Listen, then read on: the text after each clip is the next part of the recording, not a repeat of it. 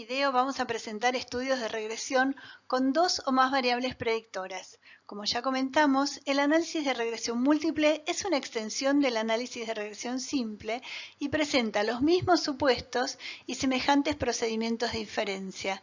Por eso aquí vamos a utilizarlos, pero si necesitan las bases, se les recomienda ir a ver el video anterior donde fueron tratados con mucho detalle las pruebas de hipótesis y los intervalos de confianza.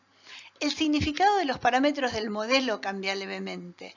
Ahora se denominan coeficientes de regresión parcial, porque reflejan el efecto parcial de una variable independiente cuando las otras variables predictoras ya están presentes en el modelo y son mantenidas en valor constante. Ahora lo veremos en este ejemplo, en el que se desea evaluar los efectos de algunos factores sobre la erosión del suelo. El experimento consistió en aplicar una lluvia artificial durante 20 minutos a 11 parcelas cuadradas de 50 centímetros de lado, ubicadas en un paisaje ondulado. En cada parcela se registró como variable respuesta la pérdida de suelo en gramos por metros cuadrados y como variables predictoras el gradiente topográfico medido como porcentaje de inclinación del suelo, y la otra variable predictora es la proporción de suelo cubierto por la vegetación. Bueno, entre otros factores, ¿no? Pero ahora nos vamos a referir a estos en particular. Aquí nuevamente encontramos que los coeficientes asociados a las variables predictoras representan pendientes de cambio promedio que ocurre en la variable respuesta ante cambios unitarios en la respectiva variable predictora. Pero en la regresión múltiple resulta necesario aclarar que se cuantifica esa respuesta en cualquier nivel fijo de las otras variables explicativas. Aquí vemos, por ejemplo, para esta situación, para este experimento, unos resultados donde ahí está el plano estimado del modelo estimado de la regresión, es el plano, y entonces ahí podemos ejemplificar y capaz entender un poquito mejor qué es esto de las pendientes parciales, por qué son coeficientes parciales estas pendientes.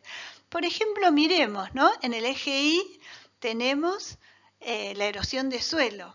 En el eje X, el que va de izquierda a derecha, está la cobertura vegetal. Y en el que sería el X2, bueno, es X1 en realidad, el que va hacia atrás es la inclinación del suelo. Miremos a lo largo de ese eje, por ejemplo, el plano de respuesta. Vemos que a medida que la inclinación del suelo aumenta, aumenta también la erosión de suelo. Y esa pendiente la podemos ver en cualquiera de las líneas paralelas que ocurren a distintos niveles de cobertura vegetal. Entonces, cuando hablamos del coeficiente parcial, nos referimos a esa pendiente de cambio en la respuesta media, ¿sí?, de la variable respuesta, ante cambios unitarios en la predictora, en este caso la inclinación, pero para valores fijos de alguna de las coberturas, o sea, mirado en cualquiera de las coberturas, pero manteniéndola fija.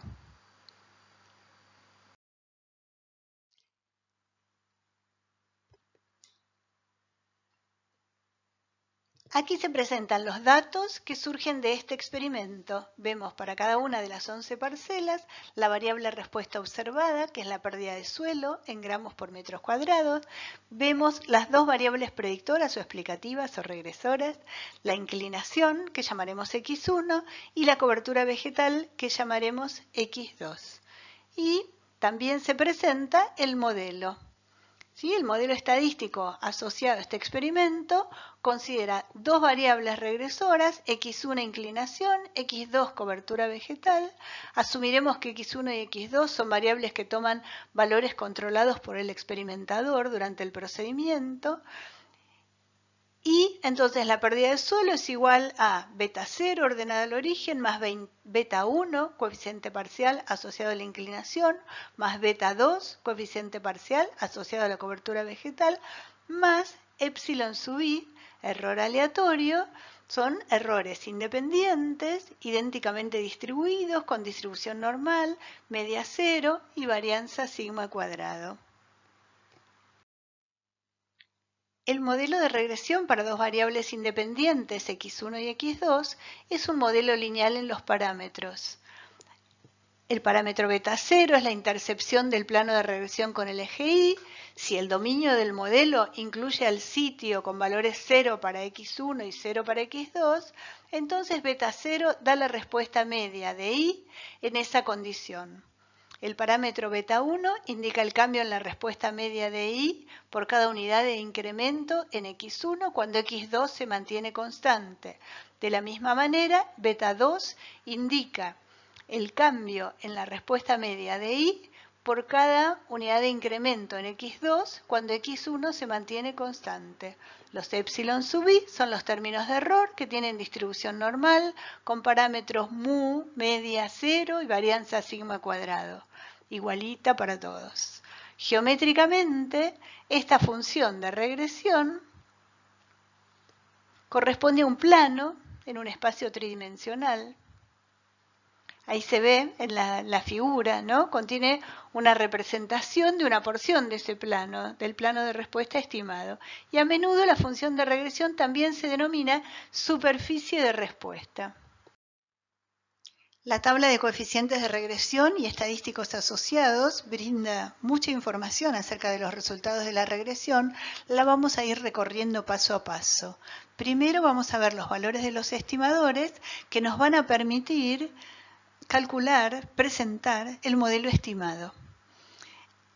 Los estimadores son estimadores de mínimos cuadrados, son aquellos que minimizan las distancias desde las observaciones, las distancias verticales, hacia el plano de respuesta, que es el modelo estimado. O sea, lo que vamos a generar es el plano que minimiza la suma de los cuadrados de los desvíos entre las observaciones y ese plano. Estos son los coeficientes para ese plano. Tenemos la constante, beta 0, menos 2,67. Tenemos la inclinación, el beta 1, el parámetro asociado a la inclinación, ¿no? Es el coeficiente de regresión parcial que refleja el efecto parcial de la variable inclinación cuando la otra variable está presente en el modelo. ¿Sí? En este caso, el estimador de beta 1 es 15,73. Indica que la respuesta media de erosión del suelo se incrementa en 15,73 gramos por metro cuadrado por cada incremento de una unidad en la inclinación cuando la cobertura vegetal se mantiene constante, sin importar cuál sea el nivel de cobertura dentro del rango de coberturas estudiado. Análogamente, el estimador de beta 2, menos 3,99, indica que para cada valor particular de inclinación mantenido constante, la respuesta media decrece en 3,99 gramos por metro cuadrado de suelo erosionado por cada aumento del 1% en la cobertura vegetal. Como en este caso, el efecto de X1 sobre la respuesta media no depende del nivel de X2 y correspondientemente el efecto de X2 sobre la respuesta media no depende de en qué nivel de X1 lo estemos mirando, se dice que las dos variables predictoras tienen efectos aditivos o que no presentan interacción.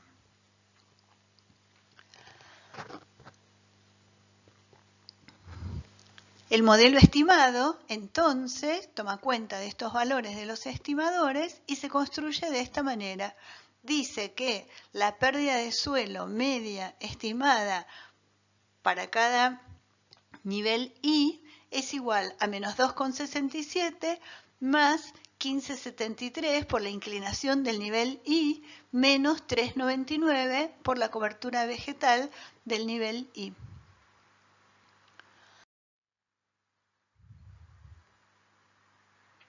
Al igual que en la regresión simple, se pueden calcular los valores estimados de respuesta media y los respectivos residuales. Por ejemplo, para la parcela 4, con una inclinación de 0,48 y una cobertura de 0,3, la pérdida de suelo estimada ¿Sí? Si calculamos utilizando nuestro modelo estimado, poniendo ahí el valor de inclinación 0,48, el de cobertura vegetal 0,3, nos da 3,68 gramos por metro cuadrado. Y si queremos calcular el residual con respecto al valor observado, simplemente restamos este valor predicho 3,68 del observado para la misma parcela 4, que era 3,78 gramos por metro cuadrado, y eso nos da 0,10 gramos por metro cuadrado. ¿Sí? Cuando el residual es positivo, nosotros decimos que el modelo subestima, en este caso muy levemente, el modelo subestima a la observación. Cuando el residual es positivo, quiere decir que la observación quedó por encima del plano estimado de la regresión. ¿Sí? Los residuales acá están en el plano, en la distancia de los puntos al plano. No es muy fácil verlo, ¿no? En un gráfico como este. A ver, acostumbrémonos a leer un poquito el gráfico. Me parece que nos puede venir bien mirar las observaciones 7 y 9 que están por ahí arriba, entonces son fáciles de identificar, ¿no? A ver, la observación 7 tiene una pérdida de suelo de 5,55, creo que es la más alta de todas, y tiene una inclinación de 0,53, está casi al fondo, ¿sí? En el eje de inclinación. Solo es superada justamente por el valor de la parcela 9.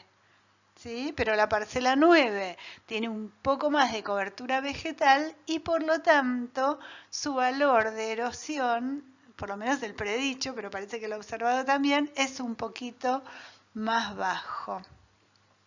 ¿Sí? Entonces acostumbrémonos a ver, entonces leímos en el eje Y, en el vertical, la variable respuesta, en el plano el valor predicho para esa observación, en el eje que va hacia atrás la inclinación observada, ¿sí? Para ese caso, para esa parcela, y en el eje X adelante el valor observado de cobertura vegetal para la misma parcela. Seguimos avanzando en la interpretación de la importante información que nos brinda la tabla de coeficientes de regresión y estadísticos asociados. Ya habíamos visto los valores de los estimadores que nos permitían construir el modelo estimado. A su derecha tenemos los errores estándar de los estimadores, la medida de la precisión con la cual estiman a los parámetros, y a continuación los límites inferior y superior de un intervalo de confianza del 95%. ¿Se acuerdan que hablamos bastante de los intervalos de confianza en el video anterior y que además encontramos esta similitud de los intervalos de confianza para los coeficientes de la regresión, que son muy semejantes a los de muchos otros parámetros que vimos, como la media, por ejemplo, ¿no? Y que tienen esta forma, usan el estadístico t cuando no se conoce la varianza, sino que se la estima a partir de ese cuadrado, y tienen la forma de estimador más menos el valor de t multiplicado por el error estándar del estimador. Podemos ver, por ejemplo, para la inclinación, ¿no? Que el estimador es 15,73. Entonces es 15,73 más menos un valor de t, que lo vamos a ir a buscar con 11 menos 3 grados de libertad, o sea 8 grados de libertad, y con probabilidad 1 menos alfa sobre 2, que si establecimos alfa del 5% será 0,025. Ese valor de t es 2,3. Multiplicado por el error estándar, que es 2,84, nos da que el intervalo de confianza va a ser el valor del estimador más menos 6,53. ¿Sí? Eso es lo que nos da 15,73 menos o 15,73 más, nos da esos valores de 9,17, 22,29. También se podría calcular una región de confianza para toda la superficie de regresión, que es una extensión del procedimiento para construir una banda de confianza, ¿se acuerdan? Para la recta, el que presentamos para la regresión simple. Como siempre, se debe evitar hacer extrapolaciones fuera del conjunto observado de valores de las variables predictoras, ¿sí? Entonces, no es suficiente determinar la amplitud de cada una por separado para definir esa región. Por ejemplo, graficando en 2 dimensiones, los x1 y x2 observados pueden estar comprendidos en una elipse de menor superficie que el rectángulo determinado por la amplitud de cada una de las variables, ¿no? Entonces, cuidado con las extrapolaciones por afuera de esa combinación de las variables observadas. Y entonces, ¿qué dice nuestro intervalo de confianza? Que el coeficiente que representa el incremento medio de la erosión, la pérdida de suelo por erosión, ¿sí?, por parcela de la dimensión dada en este ambiente, debido a cada aumento unitario en la inclinación del suelo y manteniendo constante la cobertura de la vegetación en algún valor dentro del rango estudiado, ¿sí?, el valor de ese coeficiente, el valor poblacional que desconocemos, le adjudicamos una confianza del 95% a que se encuentre entre estos dos límites, entre 9,17 y 22,29. Lo mismo para el coeficiente de la cobertura vegetal, ¿sí? Ese que dijimos que es aproximadamente -4, o sea que, ¿sí?, disminuye más o menos en 4 gramos por metro cuadrado la pérdida por erosión por cada incremento unitario en la cobertura vegetal para cualquier nivel de inclinación mantenida constante dentro de los límites de la inclinación estudiada aquí. Entonces, para esa tenemos límites entre -7 y casi -1. ¿Sí? Bien. Completamos entonces la lectura de la tabla de coeficientes de regresión y estadísticos asociados leyendo las últimas 2 columnas que corresponden a las pruebas de hipótesis acerca de los coeficientes del modelo. Recordamos brevemente, aunque ya lo vimos con mucho detalle en el video anterior, la prueba de hipótesis para cada beta J, la hipótesis nula que establece que beta J es 0, lo que indica es que la variable asociada, esa predictora, no tiene impacto sobre la variable respuesta, ¿no? Si la pendiente asociada a esa predictora es igual a 0, quiere decir que toda la variación de la respuesta es aleatoria a lo largo de los distintos valores de esa predictora, que esa predictora no influye en la respuesta. Establecemos un nivel de significación del 5%, utilizaremos como estadístico de prueba el mismo que ya conocíamos, la T, que denominamos T estrella cuando la completamos con los datos de nuestro experimento, y vemos que la forma que tiene es la forma ya conocida de diferencia entre el valor estimado para el parámetro y el valor propuesto por la hipótesis nula, que mayormente es 0, dividido el error estándar del estimador. Y entonces vemos las pruebas de hipótesis principalmente para la inclinación y para la cobertura vegetal. También aparece acá la prueba de hipótesis para la constante, pero como ya dijimos antes, beta 0 no tiene una interpretación biológica en situaciones como estas, donde los valores de inclinación 0 y cobertura vegetal 0, o sea, x1 0 y x2 0, no están incluidos en el experimento. Nosotros no tenemos parcelas sin cobertura vegetal y planas sin inclinación, ¿sí? Entonces, esa no corresponde al dominio del modelo, el beta 0, y no lo vamos a interpretar como tal, ni le vamos a hacer prueba de hipótesis, solo lo usamos para los cálculos de los valores estimados, para calcular el plano, ¿verdad? Porque teniendo los otros 2 coeficientes, tenemos las inclinaciones en ambas direcciones, pero para fijar la altura del plano, porque hay infinitos que tienen, infinitos planos con esas 2 inclinaciones ya fijadas, las pendientes asociadas a la inclinación y a la cobertura vegetal en este caso, Y entonces, para elegir entre todos esos, el que cumple con el criterio de mínimos cuadrados, ¿sí? Ahí necesitamos el estimador de beta 0, de la constante. Pero en cambio, sí vamos a hacer las pruebas de hipótesis para la inclinación y para la cobertura vegetal. En ambos casos, los valores de t que encontramos están asociados a valores p muy pequeños. Quiere decir que es muy poco probable encontrar por mero azar unos resultados así de t tan altos como los de nuestro experimento o mayores. Eso tiene una probabilidad muy bajita, por debajo de alfa, y entonces rechazamos y concluimos que tanto la inclinación como la cobertura vegetal explican significativamente la variación en la pérdida de suelo por erosión. Bueno, recordemos que habíamos dicho que toda salida estándar de cualquier software de regresión contiene al menos una tabla de coeficientes como esta que acabamos de revisar exhaustivamente y una tabla de análisis de la varianza que se fundamenta en la partición de la variación observada de la respuesta entre variación explicada por el modelo y variación residual, como vimos anteriormente. En el caso de la regresión múltiple, cuando tenemos más de una variable explicativa, existen distintas formas de calcular las sumas de cuadrados para particionar, ¿sí?, la suma de cuadrados de la regresión, esa es única, pero puede particionarse de distintas maneras según qué estemos interesados en mirar de la variación compartida de cada una de estas variables predictoras con la respuesta.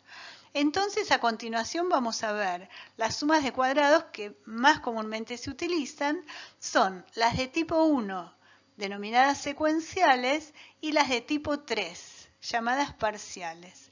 Es importante que tengamos en cuenta que los coeficientes estimados del modelo y el modelo estimado en sí mismo, todo lo que vimos hasta aquí, sigue siendo igual, no importa si utilizamos una suma de cuadrados de tipo 1 o una de tipo 3, ¿sí? No cambian los coeficientes estimados, no cambia el modelo estimado, lo que cambia es la porción de variabilidad explicada por cada una de las variables predictoras, según que la miremos de manera secuencial o parcial, también denominada marginal.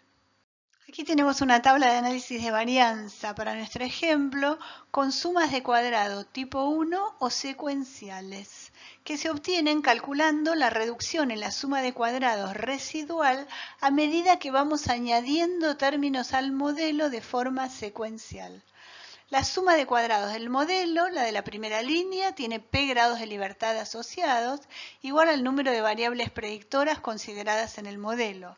Los grados de libertad de la suma de cuadrados del error son n-1 menos p, y la suma de cuadrados total tiene n-1 grados de libertad asociados. Se construyen los correspondientes cuadrados medios y el cociente f, que lo denominamos f estrella, como cuadrado medio de la regresión sobre cuadrado medio del error, es el estadístico apropiado para decidir respecto a la hipótesis que pone a prueba la utilidad del modelo en su conjunto, ya que postula que todos los parámetros asociados a las variables explicativas son iguales a 0. El cociente f estrella de esta prueba es el de 335 sobre 0,03, que da 101,33. Y su valor p asociado, como vemos allí, es bastante menor que el alfa de 0,05. En consecuencia, se concluye que el modelo en conjunto explica significativamente la variación de la variable respuesta y al menos alguna de las variables regresoras tiene asociado un coeficiente distinto de 0. Es decir, ya sabemos que podemos predecir las pérdidas de suelo conociendo la inclinación de la superficie y o la cobertura vegetal. Las pruebas correspondientes a las siguientes filas de la tabla nos permiten contestar primero si la inclinación es útil para explicar el promedio de pérdidas de suelo. El cociente f de esta prueba es ese de 640 dividido 0,03, que da 193,67. y fijando un nivel de significación del 5%, el valor P asociado a esta prueba es menor al 5%, en consecuencia se rechaza la hipótesis nula y se concluye que la inclinación del suelo en el rango abarcado por este estudio y para este tipo de suelo explica significativamente la variación entre parcelas en las pérdidas de suelo por erosión. La siguiente prueba permite contestar si la cobertura vegetal contribuye a la estimación de la pérdida de suelo promedio una vez que la inclinación ya fue incluida en el modelo. Las sumas de cuadrados que se presentan en esta tabla, las sumas de cuadrados tipo 1, se denominan sumas de cuadrados secuenciales porque representan la porción de la variación total que es explicada al agregar al modelo cada nueva variable. Es decir, que en este ejemplo, incluir la cobertura vegetal en el modelo que ya consideró a la inclinación como variable explicativa corresponde a una suma adicional de cuadrados, o sea, variación adicional explicada, de 0,297. Previamente nos había informado en la línea anterior de la misma tabla que la inclinación por sí sola explica la variación equivalente a una suma de cuadrados de 640, que podemos ver que es una proporción muy alta de la variación total, 6,965. Aquí vemos las hipótesis que postulamos para cada una de las preguntas que estuvimos contestando con las pruebas de hipótesis de la tabla de análisis de varianza con las sumas de cuadrados secuenciales o tipo 1. La primera prueba de hipótesis, asociada a la fuente de variación modelo, pone a prueba la utilidad del modelo en su conjunto. La hipótesis nula dice, ninguna de las variables explicativas consideradas en el modelo es útil para explicar la variación en la respuesta media. Y la alternativa dice, al menos alguno de los parámetros es distinto de 0. ¿Sí? Se ve que en la nula vemos que todas las betas valen 0. En la alternativa dice, alguna de ellas es distinta de 0. La variación explicada por el modelo se puede a su vez particionar para estudiar la contribución relativa de las distintas variables explicativas. Las pruebas de hipótesis secuenciales para las variables predictoras son, para la inclinación, la hipótesis nula dice, la inclinación del suelo no explica la variación en la respuesta. La alternativa dice, la inclinación explica la variación en las pérdidas de suelo. Para la cobertura vegetal que entra después al modelo, esa hipótesis nula se lee beta 2, dado que x1 ya está en el modelo, es igual a 0. ¿Qué quiere decir? La cobertura no explica una porción importante de la variación en la respuesta que ha quedado sin explicar por la inclinación del suelo. ¿Sí? O sea, una vez que la inclinación del suelo explicó todo lo que tenía para explicar de la variación en las pérdidas de erosión de suelo entre las parcelas, entonces ahora estamos preguntando con esta hipótesis acerca de la cobertura si es que la cobertura vegetal explica significativamente la variación que quedó sin explicar por la inclinación. Y la alternativa dice la cobertura explica una porción importante de la variación en la respuesta no explicada por la inclinación del suelo en el modelo. ¿Sí? El cociente F de la prueba es el que vimos hace un ratito, ¿no? Da 8,98, el valor P asociado a esta prueba es menor al nivel de significación alfa establecido antes, entonces concluimos según la alternativa. Las sumas de cuadrados secuenciales de todas las variables consideradas totalizan la suma de cuadrados del modelo.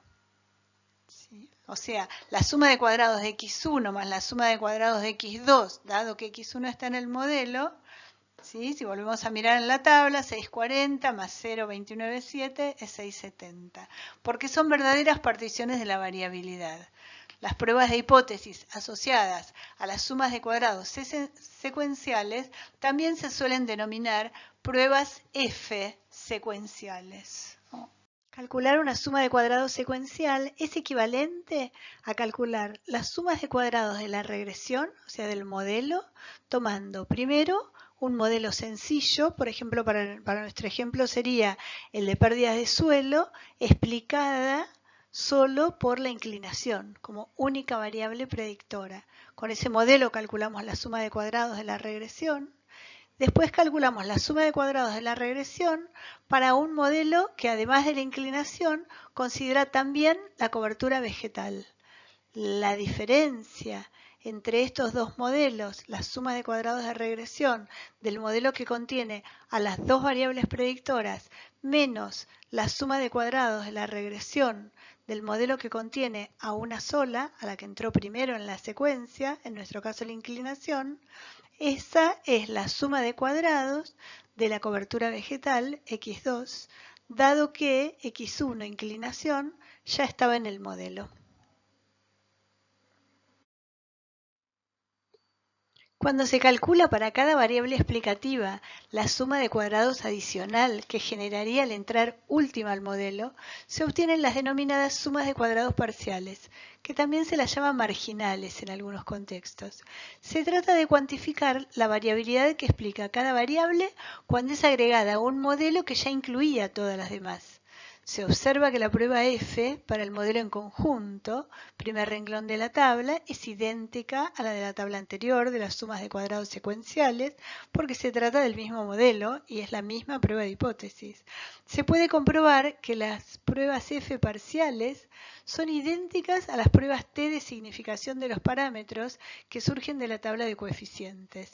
Y esto es así porque las pruebas T de significación de los parámetros se refieren a su aporte marginal, cuando las demás variables regresoras ya están incluidas en el modelo. Se observa que las sumas de cuadrado parciales, a diferencia de las secuenciales, no totalizan la suma de cuadrado del modelo completo al adicionarlas, y es correcto que así sea. En este ejemplo, los valores f para las sumas de cuadrados parciales indican que las dos variables que pusimos como predictoras son importantes en el modelo de regresión. Es decir, que no es necesario considerar la eliminación de ninguna de ellas. Esto no siempre es así, como veremos más adelante. Aquí un breve repaso de las pruebas de hipótesis asociadas a las sumas de cuadrados secuenciales y a las sumas de cuadrados parciales.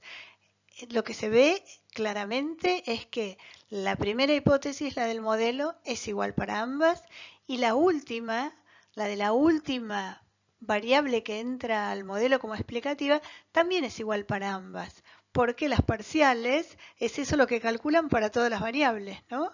La suma de cuadrados adicional que se produce cuando entran a un modelo que ya contenía a todas las otras variables. Entonces, los cambios van a estar en las intermedias. En este caso, una solita, la inclinación, es la que manifiesta la diferencia grande. En la suma de cuadrados secuencial, la dejamos entrar primera y explicar todo lo que ella tiene para explicar sin que intervengan otras variables. En cambio, en las sumas de cuadrados parciales, todas tienen, no importa la secuencia en la que entren, a todas les miramos la variación marginal que explican, ¿no? Generalmente es de interés estudiar tanto la explicación secuencial de la variación total que aporta cada variable al entrar al modelo en la secuencia propuesta, como la contribución parcial de cada una cuando todas las otras variables ya participan en el modelo. Solo las sumas de cuadrados secuenciales constituyen una verdadera partición de la suma de cuadrados de la regresión, ¿sí?